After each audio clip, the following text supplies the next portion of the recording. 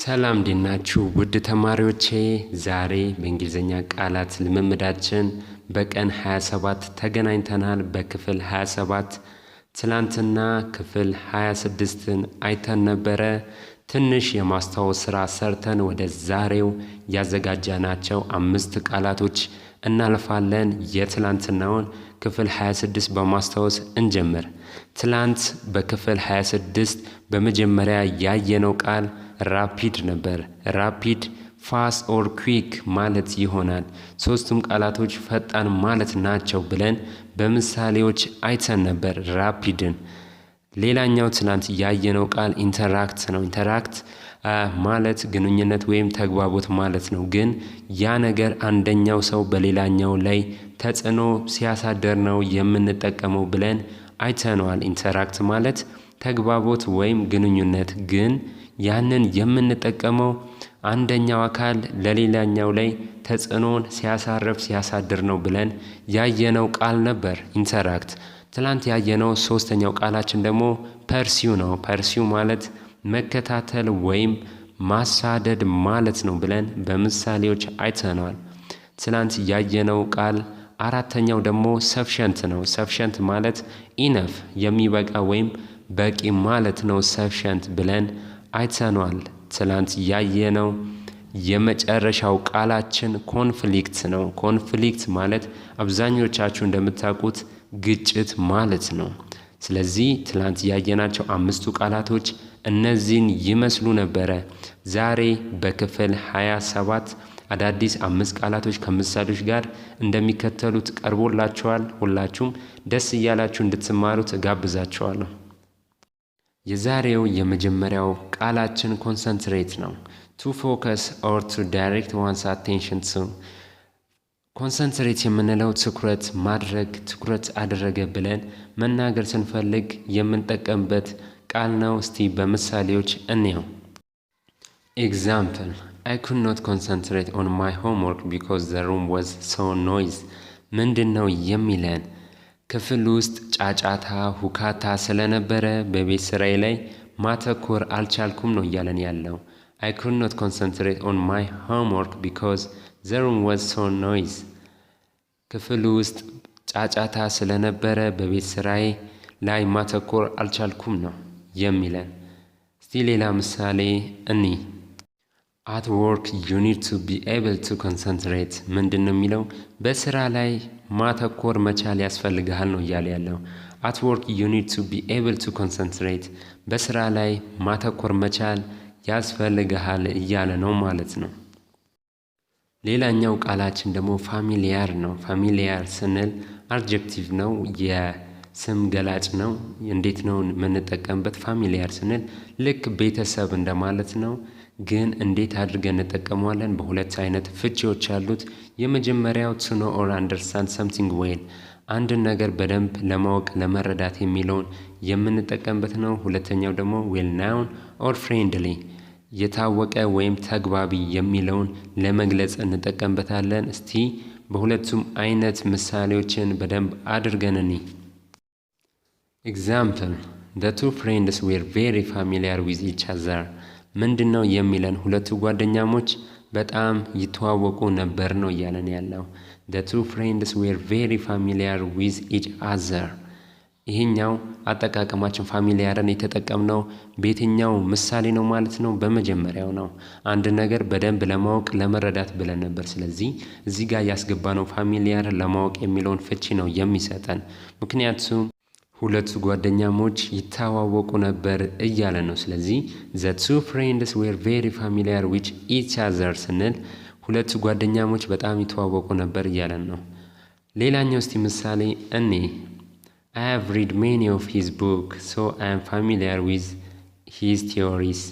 ምንድን ነው የሚለን? ብዙዎቹ መጽሐፎቹን አንብቤያለሁ፣ ስለሆነም የእርሱ ንድፈ ሀሳቦች በደንብ አውቃለሁ ነው የሚለን። ይህም የመጀመሪያውን ኤግዛምፕል ነው የሚያሳየን። I have read many of his books so I am familiar with his theories።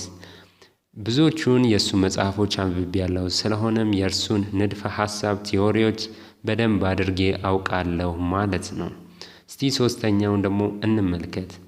It was good to see a familiar face after my long stay abroad. ምንድነው የሚለን ይሄኛው ደግሞ ሁለተኛው አጠቃቀማችን ነው። በውጭ ሀገር ለረጅም ጊዜ ከቆየው በኋላ የማውቀውን ሰው ፊት በማየቴ ጥሩ ነበር እያለ ነው ያለው። ማውቀውን ሰው ምግባባውን ሰው በማየቴ በጣም ቆንጆ ነበር እያለ ነው። ስለዚህ ሁለተኛውን አጠቃቀም ይወስድልናል። It was good to see a familiar face after my long stay abroad. ውጪ ብዙ በመቆየቴ ለረጅም ጊዜ ከቆየሁም በኋላ የማውቀውን ሰው ፊት በማየቴ በጣም ጥሩ ነው እያለ ነው። ስለዚህ ይሄኛው ደግሞ ሁለተኛው አጠቃቀም ነው። ግን በሁለቱም መንገድ እኛ እንደምንለው ይሄ ሰው ቤተሰብ ነው ስንል በጣም ቅርብ ነው፣ የቅርብ ሰው ነው፣ የምናውቀው ሰው ነው ማለት ስለሆነ እንደዚህ አይነት አጠቃቀሞች እንጠቀማለን። በሁለቱም ፋሚሊያር ስንል ልክ እንደ ቤተሰብ በጣም የምናውቀው በጣም የቅርባችን በጣም የምንግባባው ማለት ነው። ስለዚህ በእንደዚህ አይነት ዌይ ያዙት ለማለት ነው። የዛሬው ሌላኛው ቃላችን ደግሞ ሪፕሌኒሽ የምንለው ነው። ሪፕሌኒሽ ቱ ፊል ሰምቲንግ አፕ አጌን ምንድነው? እንደገና አንድ ነገር ለመሙላት ብለን ለመግለጽ እንጠቀምበታለን። እስቲ በምሳሌ በደንብ ስለምናየው ሪፕሌኒሽን ወደ ምሳሌዎቹ እንሂድ። አንድ ነገር እንደገና መሙላት የሚለውን አቻፍችን የሚሰጠን እስቲ ግልጽ እንዲሆንልን ኤግዛምፕሎችን እንይ። ኤግዛምፕል we planted nearly 100 seeds to replenish the garden after the fire። ምንድነው የሚለን? ከቃጠሎ በኋላ የአትክልት ስፍራውን እንደገና ለመሙላት ወደ 100 የሚጠጉ ዘሮችን ተክለናል ነው እያለን ያለው። we planted nearly 100 seeds to replenish the garden after the fire። ከቃጠሎ በኋላ የአትክልት ስፍራውን እንደገና ለመሙላት ወደ 100 የሚጠጉ ዘሮችን ተክለናል ነው የሚለን። we planted ስንል ተክለናል ማለት ነው። ስለዚህ ግልጽ ሆኖላችኋል ብዬ ተስፋ አድርጋለሁ። ሪፕሌኒሽ የምንለው እንደገና መሙላት የሚለውን ፍቺን የሚሰጠን እዚህ ጋር ያየነው እንደዛ ነው። ሌላ እስቲ ምሳሌ ነኝ። drink this you need to replenish your flowers after you hike። ምንድነው የሚለን? በእግር ከተጓዝክ በኋላ ፈሳሾችን መተካት ያስፈልግሃል እያለን ነው። ስለዚህ ይሄንን ጠጣው ነው እያለ ያለው። drink this you need to replenish your flowers after your hike። ይሄንን ጠጣ፣ በእግር ከተጓዝክ በኋላ ፈሳሾችን መተካት ያስፈልግሃል ነው እያለን ያለው። ስለዚህ ይሄንን ጠጣው ነው እያለው ያለው ማለት ነው።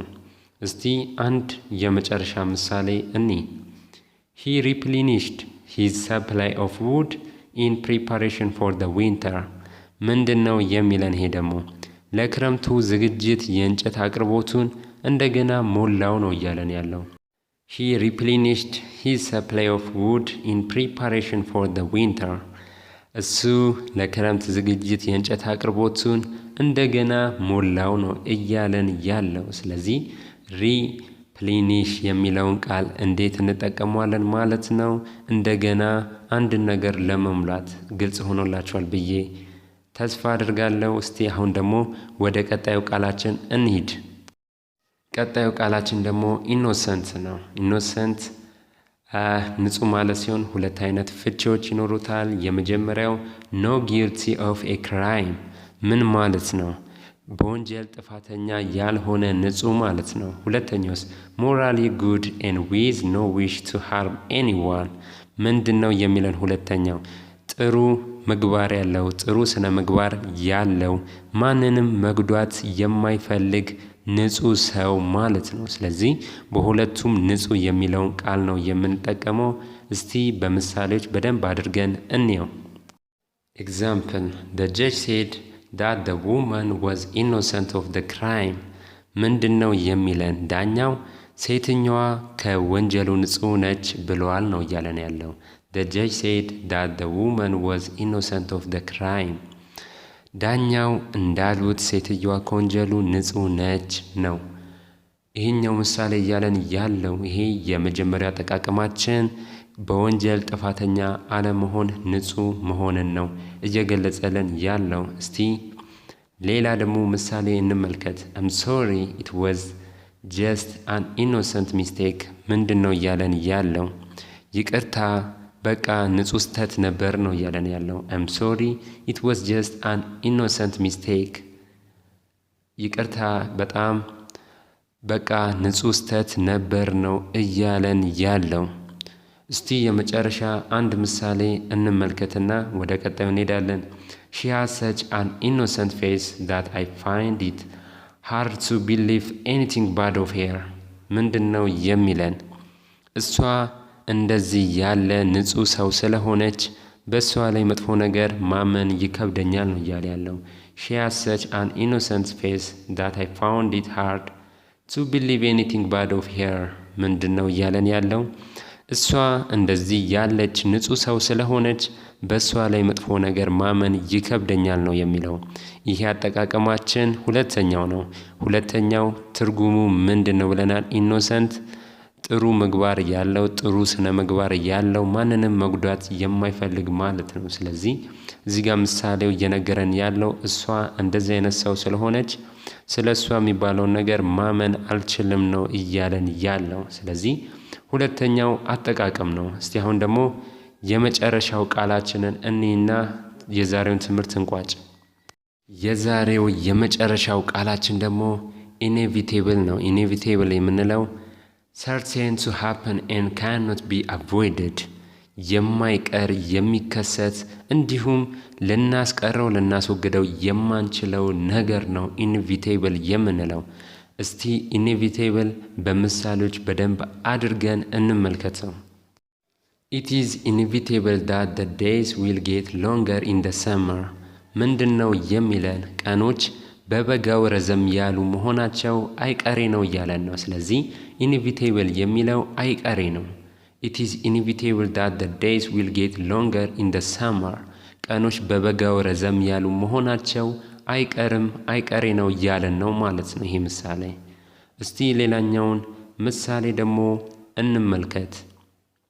It is perhaps inevitable that advanced technology will increase the pressure on employees።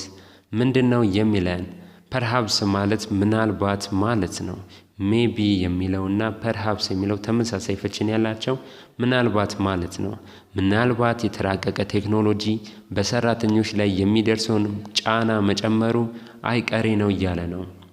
It is perhaps inevitable that advanced technology will increase the pressure on employees። ምናልባት የተራቀቀ ቴክኖሎጂ አድቫንስድ የሆነ ቴክኖሎጂ የተሻሻለ ቴክኖሎጂ በሰራተኞች ላይ የሚደርሰውን ጫና መጨመሩ አይቀሬ ነው እያለን ነው። አንድ የመጨረሻ ምሳሌ እንመልከት። It's just delaying the inevitable he said። ምንድነው የሚለው? እሱ ያለው አይቀሬው እየዘገየ ነው ማለት ነው። ስለዚህ አይቀሬው እየዘገየ ነው አለ ብለን መግለጽ ስንፈልግ ነው የምንጠቀመው ማለት ነው። he said it's just delaying the inevitable። እሱ ያለው አይቀሬው እየዘገየ ነው ማለት ነው። ግልጽ ሆኖላችኋል ብዬ ተስፋ አደርጋለሁ። የዛሬው ትምህርታችን ይሄንን ይመስል ነበረ። ዛሬ ያየነው የቀን 27 ነው። በቀን 28 እንገናኛለን። ይሄንን ቮካብለሪ እየጨረስነው ነው። ከዚህ በኋላ የ3 ቀናት እድሜ ብቻ ነው የቀረው። ጥሩ እውቀት አግኝታችሁበታል ብዬ ተስፋ አድርጋለሁ። በየሳምንቱ ክለሳ አድርጉ፣ እዩዋቸው፣ እንዳትረሷቸው። የማስታወስ ስራ ስሩ። እስከዛው መልካም ጊዜ ይሆንላችሁ። መልካም የትምህርት ጊዜ ለሁላችሁም እንዲሆንላችሁ እመኛለሁ። ነገ በክፍል 28 እንገናኛለን።